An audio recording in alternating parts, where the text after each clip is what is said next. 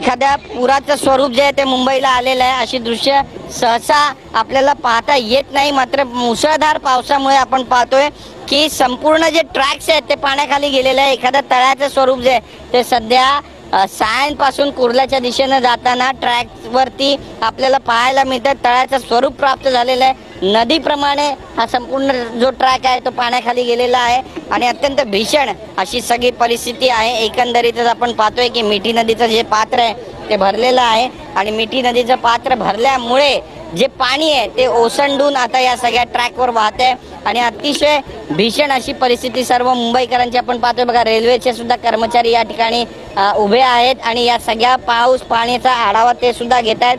मात्र पाऊसच इतका जास्त आहे की पाणी मिठी नदीचं ओव्हरफ्लो होत आहे आणि ओव्हरफ्लो झालेलं पाणी कुर्ला CST रोडवर आणि कुर्ला CST रोडवरून मग या ट्रॅकवरती येऊन पोहोचलेला आहे आणि आजूबाजूचा संपूर्ण परिसर जो आहे तो सध्या जलमय झाल्याचं चित्र आपण पाहतोय. हजारो लाखो मुंबईकर प्रवास करतात, मात्र अशी परिस्थिती कदाचित त्यांनी यापूर्वी पाहिली नसेल. पण आज ज्या पद्धतीनं पाऊस पडतोय त्याने हा संपूर्ण ट्रॅक जो आहे तो जलमय झालेला आहे.